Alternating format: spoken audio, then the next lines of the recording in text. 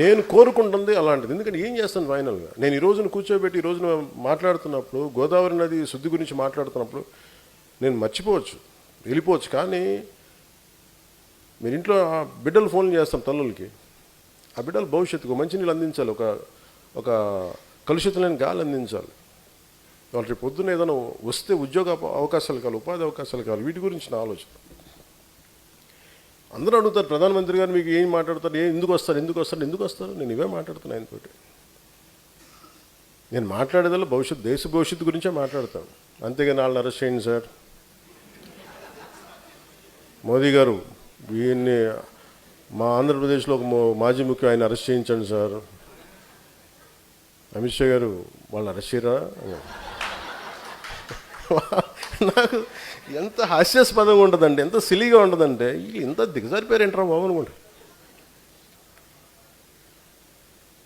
ఆ స్థాయి వ్యక్తుల దగ్గరికి వెళ్ళి ఒక ఖగార్ ఆపరేషన్ సమర్థవంతంగా నడిపిన ఒక అమిత్ షా గారి దగ్గరికి వెళ్ళి ఆర్టికల్ 370ని తీసుకెళ్ళి భారతదేశం సంపూర్ణ విలీనం చేసిన వ్యక్తి బెంగాల్లో కూర్చోబెట్టి మాట్లాడితే, ఇది మీరు హిందువుల పార్టీ అంటే కూర్చోబెట్టి ముస్లిం సమాజం కూడా బలంగా ఓట్లేసి అంత నమ్మకం సాధించారు అక్కడ.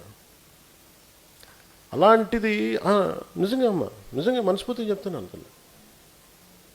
నేను సనాతన ధర్మం అంటే చాలామంది ఏమనుకుంటారంటే, కూర్చోబెట్టి వీడు మూర్ఖమైన హిందూ ముస్లిం బతికినప్పుడు అట్లా ఎందుకు అనుకుంటామమ్మా? మిమ్మల్ని మీరు ఎందుకు వచ్చారు? మీరు అర్థం చేసుకున్నందుకు మిగతా వాళ్ళు అర్థం చేసుకుంటే అసలు నన్ను ఆ మాట మాట్లాడతారా హసీనా గారు? నేను ఇలాంటి కూర్చోబెట్టి మాట్లాడే వ్యక్తులతో నేనంటే వెళ్ళి, సార్ ఆయన అరెస్ట్ చేయండి సార్, ఇంత దిగజారుడుగా మాట్లాడతాను. దానికి కథనాలు మళ్ళీ విశ్లేషకులు, ఇప్పుడు చెప్పండి, ఇప్పుడు మనం ఏం జరిగి ఉండొచ్చు అంటారు. అది యాక్చువల్గా ఏం జరిగిందంటే అండి, ఆ రోజున ఢిల్లీలో మీకు గుర్తే ఉన్నట్టు పవన్ కళ్యాణ్ ఆ రోజున అక్కడి నుంచి హైదరాబాద్ వెళ్ళారు ఫ్లైట్లో, వారిని కలవటం జరిగింది. ఆ జరిగిన 32 నిమిషాలు 29 నిమిషాల 34 సెకండ్లలో 4 నిమిషం 32 సెకండ్లో ఇది లేవనెత్తారంట. ఆయన 6 నిమిషాల మటుకు లేదు దీన్ని ఖండించారు. ఇంత గొప్పగా చెప్తారు మహాన్మాన్. వీళ్ళందరూ కింద కూర్చున్నాను చెప్పండి. ఓకే అండి. నేను మనోహర్ గారికి చెప్పను నేనేం మాట్లాడాను, ఆయనకేం తెలుస్తుంది. ఏం మాట్లాడతాం నిజంగా ఆ స్థాయి వ్యక్తులు ఏం మాట్లాడతాం అంటే, నేను కోర్టులు చెప్పాలండి, ఈ దేశ ప్రధాన న్యాయమూర్తులకి ఒక మాజీ ముఖ్యమంత్రి ఇన్ని కేసులు పెట్టాడు అని నేను చెప్పాలా? ఆంధ్రప్రదేశ్ హైకోర్టు న్యాయమూర్తులకి నేను చెప్పాలా? వాళ్ళకి తెలియదా? సిబిఐ కోర్టులకి నేను చెప్పాలా? వాళ్ళకి తెలీదా ఎవరు దోషులో ఏం చేస్తున్నారో తెలియదా? ఆగమ్మ విను.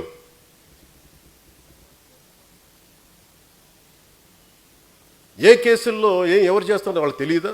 అందుకనే కదా దాఖలైన కేసులన్నీ. వీళ్ళకి మేము చెప్పాలా? అవమానం చేసినట్టుగా నిజంగా ఈ టీవీ సంస్థలు కానీ ఇలాంటి చేసే సంస్థలు నిజంగా ప్రజా సమస్యల గురించి మీరు ఎప్పుడన్నా మాట్లాడారా? ఇంత కలుషితం అవుతుంది, దీనివల్ల ప్రజలకు ఇంత ఆరోగ్యాలు పోయినాయి, అవి మాట్లాడరు మీరు. ఎంతసేపు ఎదవ చండాలపు రంకులు బొంకులు తప్ప మీరు మాట్లాడేది. చిన్నప్పుడు మేము ఏదో మ్యాగజైన్ గుర్తులేదు నాకు, ఏదో పేపర్ తెలుగు ఆంధ్రప్రభ అని తెలియదు, దాంట్లో ఫాలాక్షన్ డైరీ అని ఒకటి ఉండేది చిన్నప్పుడు. ఎప్పుడు చూడు దాంట్లో మొత్తం చూస్తే వాడు రంగులు మాకు అనిపించింది. మేము చదువుతుంది మా అమ్మ తిట్టేది, ఇదేంటో ఈ ఛానల్ని చందమంతో పాటు అది కూడా చదివాండి అని నాకు అనిపించేది. అట్లాగే మేము ఏదైనా చూద్దామంటే ప్రజలకి విఘ్నత కలిగించే మాటలు మాట్లాడతారా?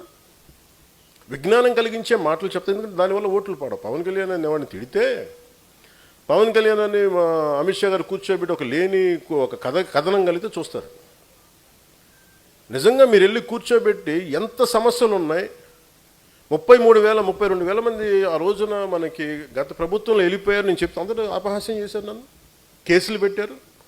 మరి అదే హోంశాఖ కూర్చోబెట్టి పార్లమెంట్లో చెప్పింది, మరి డేటా రిలీజ్ చేసింది. ఆ రిలీజ్ చేసినప్పుడు వీటి గురించి ఎవరు మాట్లాడరు. ఈ చండాలపు రంకులు బొంకులు, ఈ చండాలం తప్ప ఏ రోజున బాధ్యతగా కూర్చోబెట్టి మాట్లాడారా? ఇది మీరు దీని మీద మీరు యుద్ధం చేయాలి. ఉద్యమీలు కానీ మీ సాధక్స్గా మీరు గట్టిగా మాట్లాడాలి ఇటువంటి మీద.